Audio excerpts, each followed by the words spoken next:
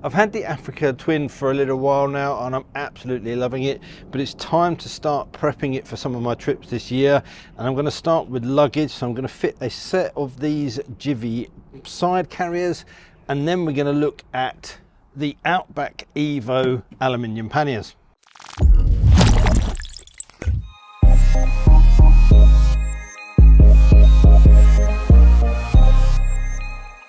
I don't want to make this a really long, overly complex video. I will go through the installation process for these side carriers. I'm going to fit the quick release fasteners to that as well, but I'm not going to go into masses of detail.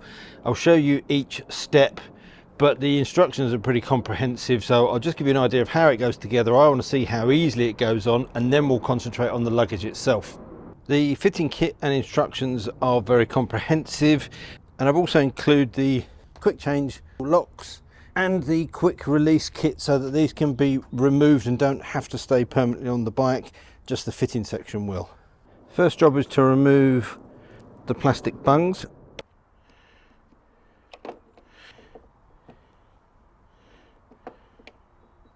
Then, by using the parts shown in the manual, you have the bigger of the spacers goes underneath, split washer, standard washer, the 40mm bolt.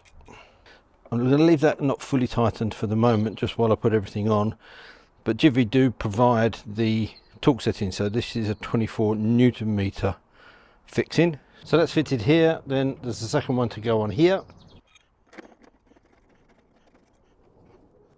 So with the two of them fixed into place, we can now offer up the side carrier. I'm going to fit it as you would as if you were bolting it on, and then we're going to change the hard fixings for the quick release ones once we've got everything on. And so the hard fixing here is a bolt through there with a washer through that middle, and then there's a nut and a cap that goes on the back. So as you can see, these two bolts are on loosely. They do need tightening up, but I wanted to make sure they were in the right place first. So this has to unbolt, and a bracket fits underneath that, and there's one that goes around the back behind the number plate. The next job is to take the number plate off, and then there'll be a little rubber bung here, and then there's a little flat section here, so we'll mark from corner to find a center point, and then drill a 7mm hole through there. Then it's a case of bolting this onto here. You've got two separate spacers, thicker one on the bottom, thinner one on the top, and then a washer and a nut on the back. And then that's the last of these connectors here, so I'll get that bolted up and then we'll tighten everything up, and that's that one side done. The kit does include some self-adhesive rubber pads, so you just cut those to put on there, bolt the number plate back on, and then that obviously replaces that little rubber bung and stops the plate from rattling.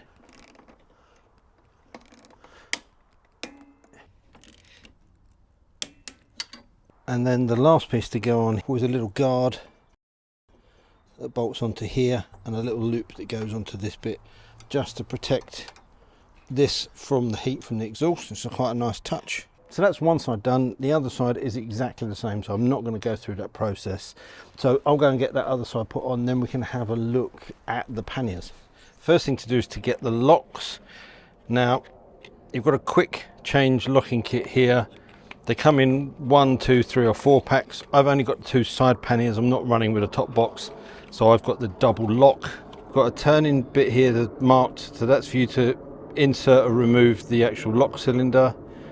Then you've got locked, you've got the case which is unlocked but you can't remove it, and then round here it's unlocked and it can be removed. So let's just get this out of the way.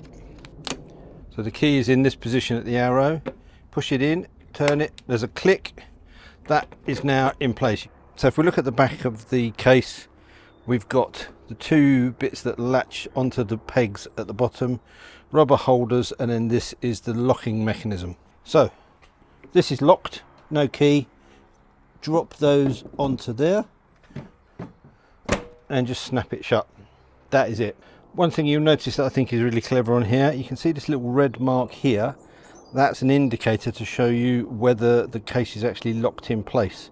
So red means it's not locked. If I snap this shut, you can see how that changes to green. That means this is locked and it will not come off. If you don't quite get it into place, You can see, well, you can't see, this one has gone green, this one is still red, but a little push, there we go, that we now know both of those is locked into place. So as I showed you now, that is locked, that's not going anywhere. Key in, first position is that we can unlock this, but you cannot remove the case. Second position, this is open, but you can also pull this to release the case and take that away. But there's another trick. So with this ready to release by pulling that tab, if you click this switch over to here and then release it, you've got a little latch that holds the case at an angle, so that it makes it potentially a little bit easier to unload it. If that's forward, then the case just is ready to come completely off. Really, really clever. I really like that feature. You've also got the option to unlock this back end. If you push this section in, fold that back, you can take the lid off completely.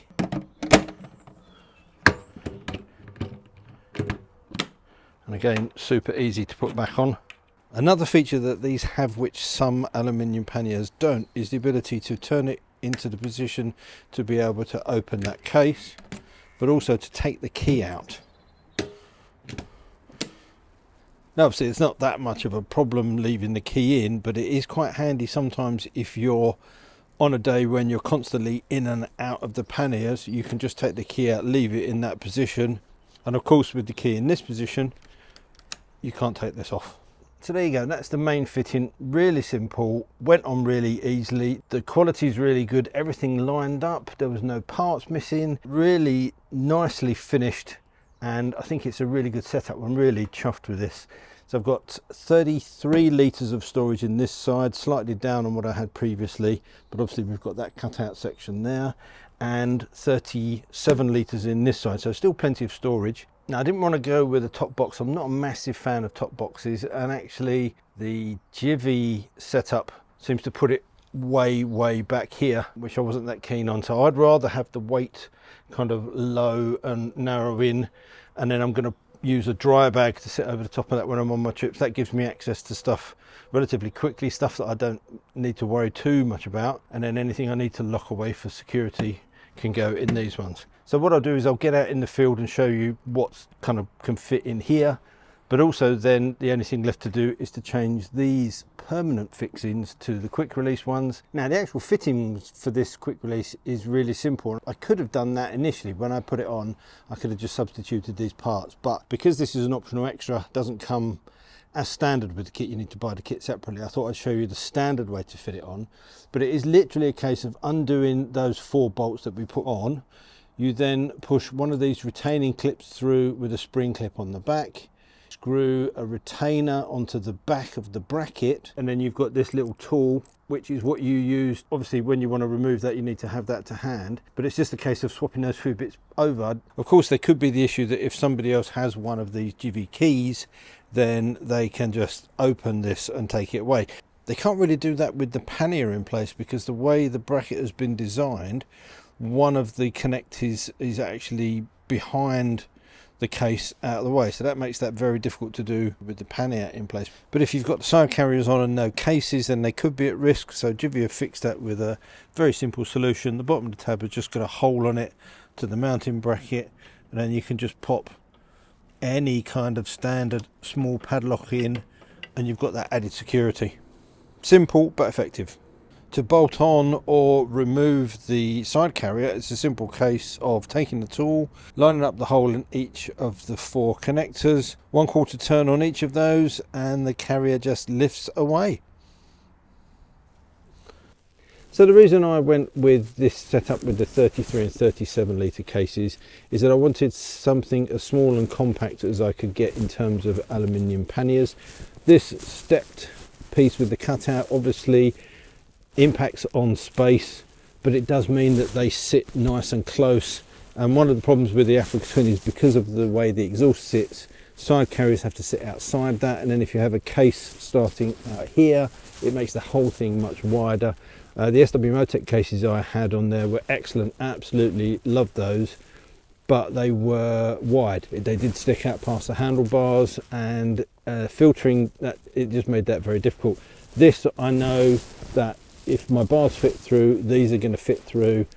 It's very close, but it's a much more compact thing, and I've still got a decent amount of storage in it. So let's have a look. In the 37 litre case, I have managed to squeeze my camera rucksack with all of its gear and the tripod on top. In the offside, the smaller one, it's a bit of a squeeze, but you can still fit a lone rider tent in that top section. And in the bottom, I've got my sleep system, which this year will comprise of the new Zen Givi mattress. I used those before. I've done a little video on my camping setup, and I'll leave a link in the top corner for that. But this is a brand new mattress. I have tried it out. I've had this since last year. I took it with me to Germany, and I've slept a few nights on it, and it's a big improvement, but more on that later on. So there's still room in these to get plenty of bits and pieces in. I can strap cases to the top of this if I want to. Givi do some nice little bits that strap on. There's accessories if I want to put a drinks bottle on the front and all that sort of stuff, I can. But as you've seen from the pictures, I've got a 40 litre dry bag, which is going to go on the top. And in reality, probably that's where the tent and all the camping stuff will go, to leave this for clothing and my camera gear and all that sort of stuff. It's really nice quality stuff. I like the locking system. I like the fact that I don't have to leave the key in it if you're constantly backwards and forwards, because that can be a bit of a ball ache sometimes.